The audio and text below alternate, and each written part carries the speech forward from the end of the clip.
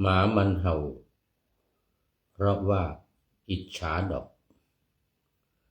ดูให้ออกจะได้ไม่เวียนหัวเห็นหมาเห่าอย่าได้ตกใจกลัวหมาชั่วเห่าได้ให้เห่าครันคนปากหมาด่าว่านินทาเราจงปล่อยเขาเราอย่าไปว่าขานเขานินทาด่าว่าเราได้ไม่นานเดี๋ยวก็พานเหนื่อยล้าลาไปเองขอถวายความนอบน้อมแด่พระรัตนตรัยมีพระพุทธเจ้าเป็นต้นขอถวายความเคารพพระมหาเถระพระเถรานุเถระเจ้าคณะพระสังฆาธิการทั่วโลกมีพระเดชพระคุณพระธรรมเสนาบดีเจ้าคณะภาค7วัดพระธาตุดอยสุเทพเป็นต้นและขออำนวยพรแด่ท่านผู้ฟังท่านผู้ชมสาธุชนพุทธบริษัททั้งหลายวันนี้รายการนาวาวังทองของวัดพระธาตุดอยสุเทพออกอากาศทางสถานีวิทยุ2 แห่งคือสถานีวิทยุพระพุทธศาสนาแห่งชาติและจริยธรรมวัดพระธาตุดอยสุเทพมีพ่อครูวรรณลบนามวงพรหมเป็นผู้อำนวยการอาจารย์พระมหาประสิทธิ์ประสาธิโกเป็นหัวหน้าสถานีและอาตมภาพพระครูปริยัติยานุศาสตร์เป็นผู้บรรยายเป็นประจำทุกวันเวลา7:30 นาที ในวันศุกร์เสาร์อาทิตย์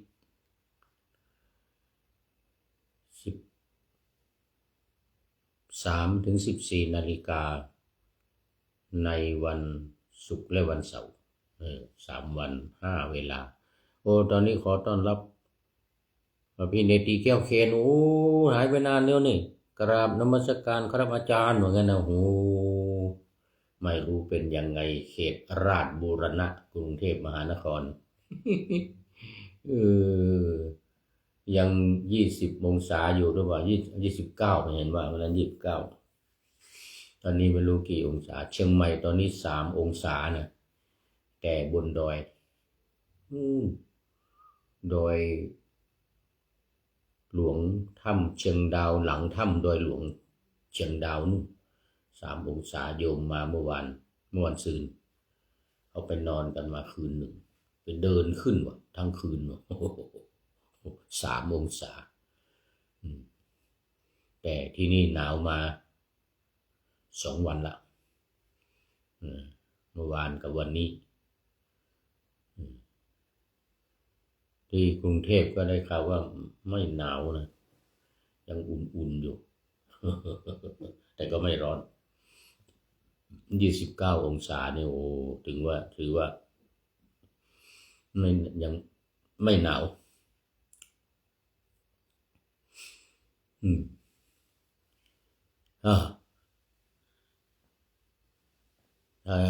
2 สถานี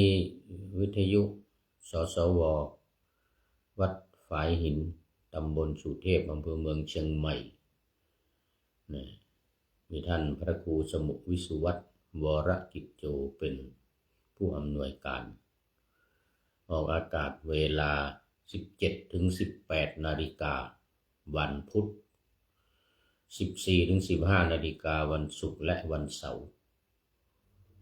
และเวลา 15-16 นาฬิกาวันอาทิตย์4 วัน 4 เวลาพิเนติ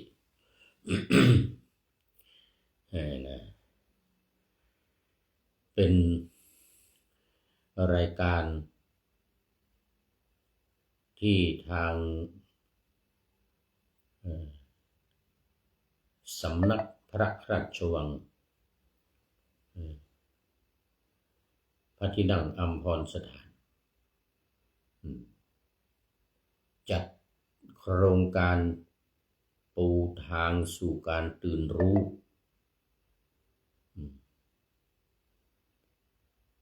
โดยพระบาทสมเด็จพระเจ้าอยู่หัวพระวชิรเกล้าเจ้าอยู่หัวรัชกาลปัจจุบัน ได้ทรงมีความศรัทธามีพระศรัทธาเป็นอย่างยิ่งในแนวทางการปฏิบัติแบบท่องก็จริงก็ทำมานานเลยนะแบบท่องนี้ก็ทำมานานเขาเรียกว่าเป็นแบบสมถกรรมฐานท่องพุทโธโธพุทโธเนี่ยแต่เราไม่เรียกว่าท่องเรียกกันว่าบริกรรม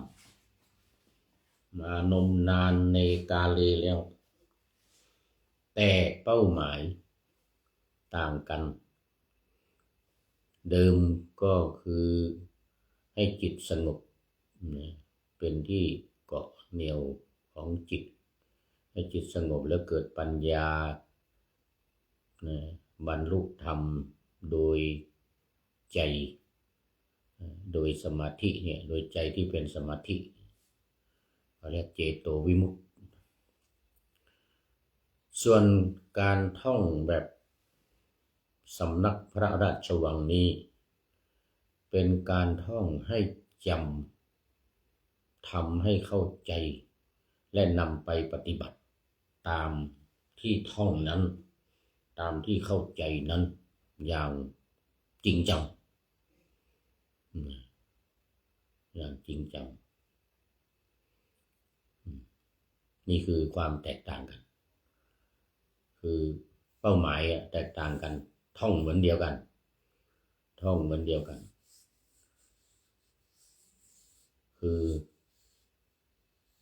สมถกรรมฐานของโบราณอาจารย์ที่ทำกันมาเป้าหมายคือความสงบจิตแต่เป้าหมายของสำนักพระราชวังนี้เพื่อให้จำ ของเดิมก็ไม่ต้องจำเขาให้จิตสงบมุ่งไปที่ให้จิตสงบแต่อันนี้เพื่อให้จำสิ่งที่ท่องนั้นมีขันธ์ห้าธาตุสี่พระไตรปิฎกพระไตรลักษณ์สามอริยสัจสี่แค่นี้แหละสี่หมวดธรรม สี่หมวดธรรมแต่ของเก่าเยอะนะของเก่านั้นเยอะสติปัฏฐานสี่สัมมัปปทานสี่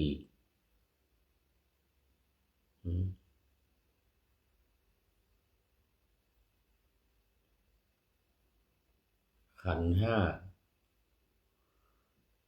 โอ้เยอะของเก่านั้นต้อ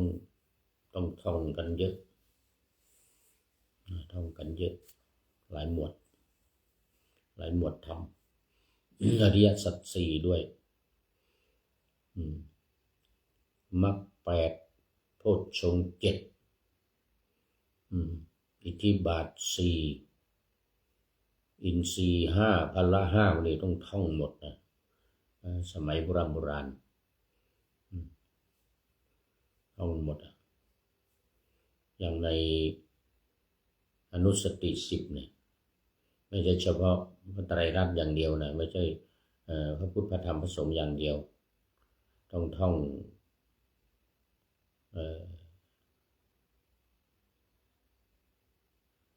ศีลด้วยท่องศีลด้วยแล้วก็จาคะคือทานด้วยเทวตามรณสติกายคตาสติอานาปานสติอุปสมานุสตินี่หมู่นี้ต้องท่องหมดบริกรรมเราเรียกกันว่าบริกรรมเพื่อให้จิตสงบ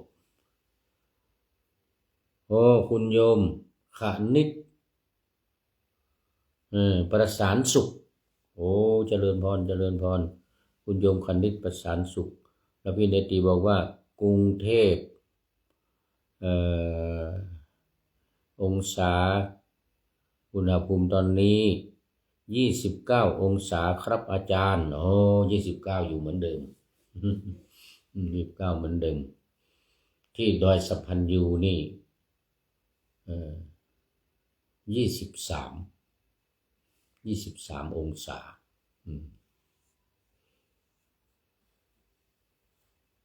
นะ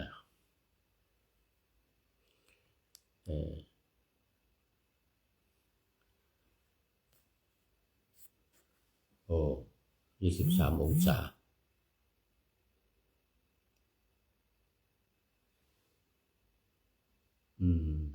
คณิตประสานสุขโอ้ว่าจะเข้าไปดูโปรไฟล์แต่ยังไม่มีเวลาดูไม่ยังไม่ทราบว่าอยู่ทางไหนจังหวัดไหนบางทีอยู่ต่างประเทศก็มีนะวันนั้นทักผิดทีหนึ่งทักผิดว่าอันนี้อยู่เยอรมันเลยนะเอาไปเอามาไม่ใช่เป็นอเมริกานู่นมินนิโซตาคุณโยมอะไรจีรพันธ์ยังมินนิโซตานู่นเมืองแอ็กซันอย่างเงี้ยนะแจ็คสันเมืองแจ็คสันนั่นแหละอุตสาห์ทักไปว่าโอ้นี่จากเยอรมันเลยนะเบอร์ลินนึกว่าที่เบอร์ลินเยอรมันโอ้ไม่ใช่ตอนนี้ก็มาเนื้อหาสาระในรายการนาวาวังธรรมนาวาหรือนาวาวังทองเนี่ยนาวาวังทองนี่นะวันก่อนก็พูดไปถึงวิมานที่16ยังตอนนี้ยังอยู่ในเรื่องของชาวทิพย์การบำเพ็ญบุญทำทานของชาวทิพย์ตอนเป็นมนุษย์ว่าไว้อันนี้ไอมา2-3 วันเลยเนี่ย2 วัน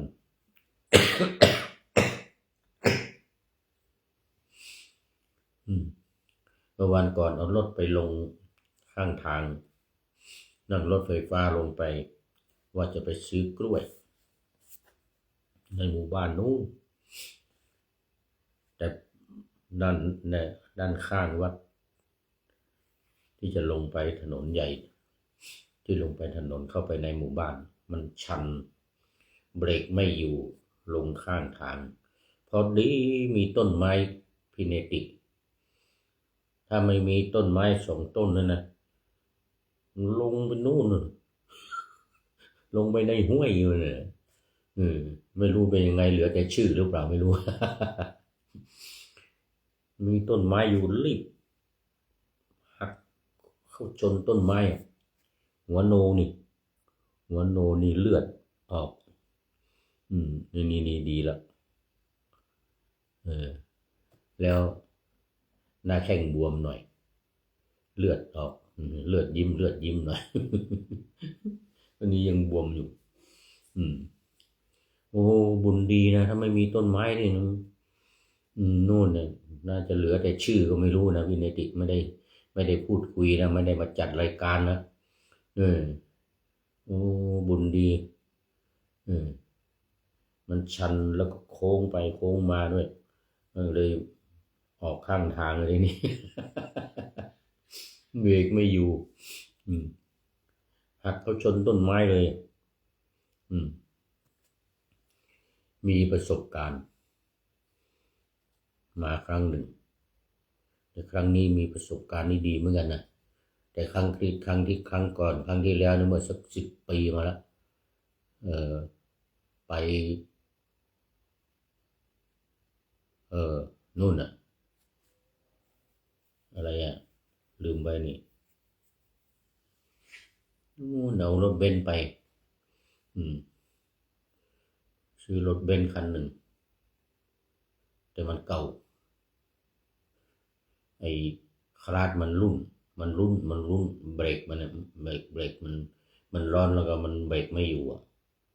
ขากลับจากเวียงแหงไปอำเภอเวียงแหงมาปีนั้นนะมาสัก10 กว่าปีมาแล้ว7-8 ปีมาแล้วเนี่ยประมาณนั้นนะตอนนั้นยังไม่เกษียณ อืมยังไม่เกษียณดีว่าฝรั่งขับได้ฝรั่งคนหนึ่งเป็นทหารเก่าของอเมริกาเป็นทหารเรือมาอยู่ที่เชียงใหม่ก็เลยขอขับไปเวียงแหงเนี่ยมีงานรู้สึกว่าจะเป็น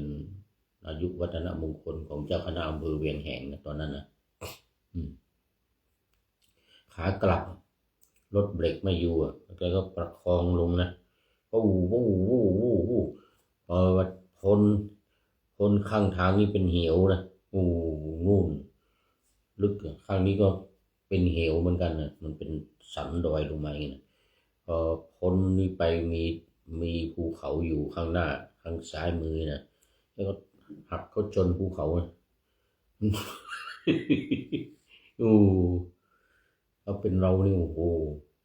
ใจหายหมดเลยนะเหมือนเนี่ยเมื่อ2-3 วันก่อนมาเนี่ยลงไปโอ้โหไม่ได้เรื่องเลยเห็นต้นไม้พุ่งชนต้นไม้แล้ววันนั้นน่ะฝรั่งคนอเมริกานะทหารเรือขับรถให้ก็พุ่งเขาชนภูเขาอ่ะชนข้างทางนึกเลยโอ้ถ้าไม่มีภูเขาเนี่ยนะมันจะลงไปจะพ้นหรือเปล่าไม่รู้อ่ะแล้วมันชันด้วยถนนลงเป็นชันด้วยนะขาลงอ่ะขากลับจากเวียงแหงเนี่ยพอดีมีภูเขาอยู่ข้างทางนะหักเขาจนภูเขาพิเนติโอ้บุญดีมากกับปีนั้นนะอยู่รอดมานะเขาบอกว่าแก้วรอดฟ้านะโอ้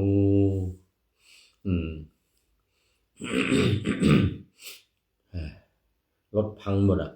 เนี่ยครั้งเนี้ยเขามาบุกครั้งนี้เข้ามาเนี่ยยัง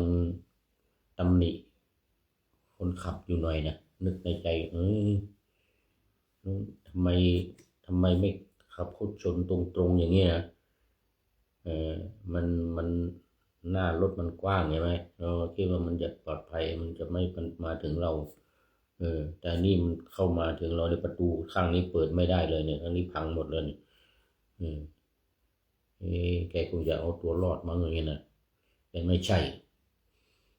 ถามแกดูแกบอกไม่ได้เอาข้างหน้าเข้าไปนะเอาข้างผมนี่เข้าไปนี่ไม่ได้ว่างั้นหม้อไฟอยู่ตรงนี้ว่างั้นนะหม้อน้ำมันมันอยู่ตรงนี้หน้ารถนะหม้อน้ำมันอยู่ตรงนี้เกินหม้อน้ำมันระเบิดมีประกายไฟแล้วมันจะลุกเดี๋ยวเราจะตายทั้ง2 คนว่าจะว่าอย่างนั้นนะมีเหตุผลดีมีสติดีพิเนติรู้สึกสมัยก่อนเมื่อ10 กว่า ปีมาเลยก็น่าจะเคยเล่าลงในรายการไหมเล่าลงในรายการเหมือนกันสมัยนั้นนานมาแล้วมาเมื่อวันซืนเนี่ยโอ้ถ้าไม่มีต้นไม้2 ต้นนั่นนี่นะเข้าไปชนแล้วก็เข้าไปในต้นไม้เลยนะหัวชนต้นไม้เลยไอ้นี่รถข้างหน้านี่บุบหมดอ่ะโอ้บุญดีมากนะไม่งั้นก็มีเหลือแต่ชื่อตอนนี้นะเขาคงเผาไปแล้วนี่นะ3-4 วันมาแล้วไม่ได้เล่าให้พี่เนติฟังโอ้บุญดีมากมาเล่าให้อาจารย์ฟังอาจารย์ที่สอนนะอาจารย์บอกว่าโอ้ปีนี้สอบได้แน่ว่างั้นนะพ้นเคราะห์แล้วว่างั้นนะจะได้โชคแล้วว่างั้นโอ้ยังพูดเล่นอยู่ได้เราเนี่ยโอ้โหนี่มันเกือบตายนะในเรื่องมันน่ะ พ้นเคราะห์พ้นนามไว้แล้วทีนี้พ้นเคราะห์พ้นนามโอ้เดี๋ยวเอามาพูดถึงธรรมะกันสักหน่อยในวันนี้ยังอยู่ในเรื่องของชาวทิพย์นะ เรื่องของชาวทิพย์วันนี้เป็นเรื่องที่17วิมานที่17วิมานทั้งหมด83วิมานนะในวิมานวัตถุพระไตรปิฎกเล่มที่26ขุททกนิกาย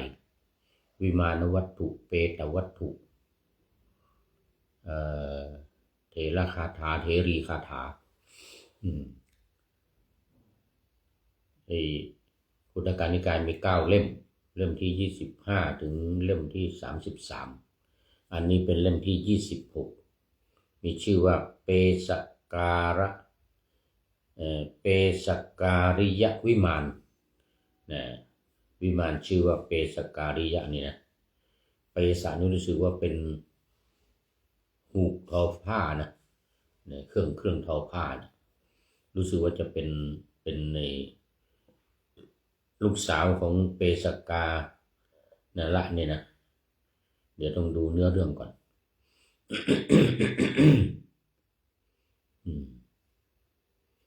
นางเปสการีเทพธิดา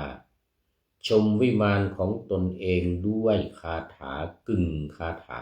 ความว่าวิมานหลังนี้เป็นวิมานงามรุ่งเรืองมีเสาล้วนแล้วด้วยแก้วไพฑูรย์ใหญ่โตว่ากันนะวิมานที่ใหญ่โต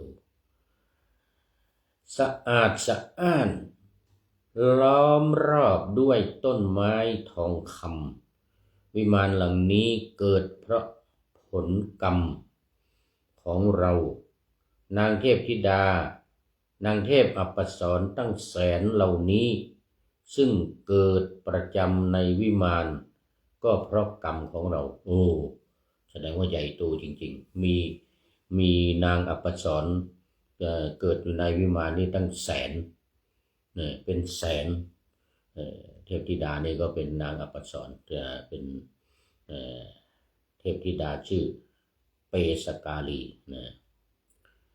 สมเด็จอมรินทราธิราชมีเทวองค์การตรัสถามด้วยคาถา2คาถากึ่ง2คาถากึ่งความว่า ท้าวเทวราชท่านเป็นผู้เพียบพร้อมไปด้วยบริวารมีรัศมีกายแผ่ซ่านกว่าเทพเจ้าที่เกิดก่อนว่างั้นนะพระจันทร์มีรัศมีสุกสกาวยิ่งกว่าหมู่ดาวนักสัตฤกษ์ฉันใดท่านก็รุ่งเรืองสุขใสกว่านางเทพอัปสรทั้งหมดโดยเชิงบริวารฉันนั้นเหมือนกันมานะแน่นางงามผู้มีพักมีใบหน้าเนี่ยนะควรพิษว่านะท่านมาจากภพไหนจึงได้มาเกิดที่ภพของเรานี้นะโอ้เจ้าสกัดเทวราช เทพเจ้าชาวไตรทศนะไตรทศรวมหมดทั้งพระอินทร์พระพรหมดูเหมือนจะไม่รู้สึกอิ่มในการดูท่านเหมือนกันนะโอ้ทุกขนาดนั้นเลยทีเดียวพี่เนตินางเทพธิดาอันสมเด็จอมรินทราธิราชมีเทวองค์การตรัสถามอย่างนั้นเมื่อจะประกาศเนื้อความนั้นจึงกล่าวคาถา2คาถาความว่าหมดเวลาหมดเวลาเดียวเอาไว้แค่นี้ก่อนเดี๋ยววันพรุ่งนี้มาเล่าต่อวันนี้มันหมดเวลาเสียแล้วเนี่ยเอาไว้แค่นี้ก่อนยังไม่ได้ตอบคำถามของท้าวเทวราช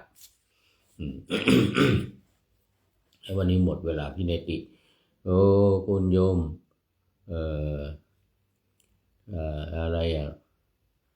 เมื่อกี้นี่ขนิด นี่คุณโยมคณิตพี่เนติโอ้คุณโยมเพทายสุวรรณสิงหราชเข้ามาหมดเวลาพอดี โอ้สาธุสาธุโมทนาเป็นอย่างยิ่งกับทุกท่านในวันนี้เข้าสู่เส้นชัยของรายการพอดีต้องขออำลาโอ้เดี๋ยวมีข้อคิดท้ายรายการวันนี้จากผู้ใช้นามปากกาว่าสุดยอดโอ้โหสุดยอด บอกหมามันเห่าเพราะว่าอิจฉาดอกว่างั้นนะดูให้ออกจะได้ไม่เวียนหัวเห็นหมาเห่าอย่าได้ตกใจกลัวหมาชั่วเห่าได้ให้เห่าครันว่างั้นนะคนปากหมาด่าว่านินทาเราจงปล่อยเขาอย่าด่าเราอย่าไปว่าขานเขานินทาด่าเราได้ไม่นานเดี๋ยวก็พานเหนื่อยล้าลาไปเองวะนะใจเย็นมากโยมเมธายนี่ใจเย็นมากผู้ใช้นามปากกาว่าสุดยอดนี่นะโอ้โมทนาเป็นอย่างยิ่ง ขอนำนาวาวังทองไปก่อนแล้วจะย้อนมาใหม่ในวันหน้าคือวันพุธศุกร์เสาร์อาทิตย์ตามตารางเวลาที่วางอยู่ข้างในเป็นธรรมะจากพระราชวังเป็นนาวาโด่งดังสว่างไสวเป็นทองคำล้ำค่ากว่าสิ่งใดชุบชีวิตจิตใจให้ใสงามขอเชิญท่านทั้งหลายนำไปท่องตามคุณของพระรัตนสามพุทโธเมนาโถธัมโมตามสังโฆเมนาโถยามภาวนาว่าบ่อยๆซ้ำๆจำในจิตจนมันติดในใจไม่หายหน้านอนนั่งยืนเดินจำทุกเวลาตั้งแต่ตื่นขึ้นมาถึงหลับไปขอทุกท่านได้ผลจากปฏิบัติได้กำจัดความทุกข์พบสุขใสพลันปลอดโปร่งโล่งสบายทั้งกายใจอยู่ที่ใดใจสงบพบนิพพานขอเจริญพร